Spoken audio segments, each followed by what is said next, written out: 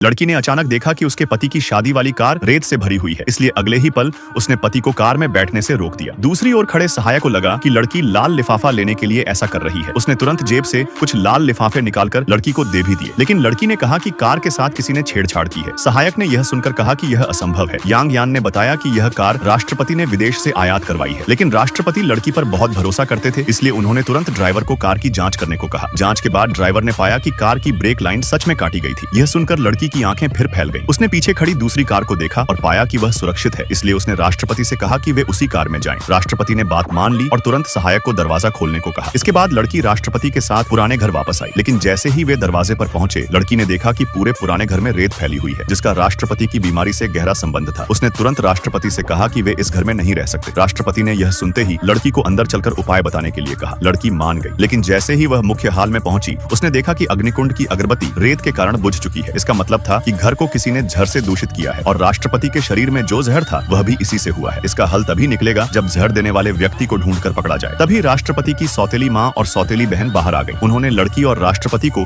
इतना करीब देखकर गुस्से में पूछ लिया कि यह लड़की कौन है। लड़की कुछ बोल पाती उससे पहले ही राष्ट्रपति ने कह दिया कि यह उनकी नवनिर्वाचित पत्नी है और आगे से उन्हें इसका सम्मान करना होगा। लेकिन जैसे ही उनकी बात खत्म हुई, राष्ट्रपति के शरीर में मौजूद जहर फिर सक्रिय हो गया। लड़की ने तुरंत उन्हें संभाला, पर जहर बहुत खतरनाक स्थिति में पहुंच चुका था। सामान्य तरीके से अब उनका बचना मुश्किल था। मजबूरी में लड़की ने उन्हें वहीं चूमकर अपनी आध्यात्मिक शक्ति उनके शरीर में स्थानांतरित की। यह दृश्य देखकर सौतेली माँ और सौतेली बहन के चेहरे तुरंत बिगड़ गए, लेकिन लड़की ने देखा कि राष्ट्रपति का जहर अभी भी पूरी तरह शांत नहीं हुआ है और अगले ही पल वह उन्हें कमरे में ले गई। यह देखकर सौतेली माँ को कुछ गड़बड़ का एहसास होने लगा। उसे लगा कि यह लड़की साधारण इंसान नहीं है और उसके मन में बुरे इरादे आने लगे। उधर लड़की राष्ट्रपति को कमरे में ले आई और उन्हें कपड़े बदलने को कहा। राष्ट्रपति ने शर्माते हुए कहा, मैं अभी तैयार नहीं हूँ, तुम क्या कर रही हो? मुझे तुमसे कौन सा वादा करना है? लड़की ने कहा, हाँ, मैं जा रही हूँ।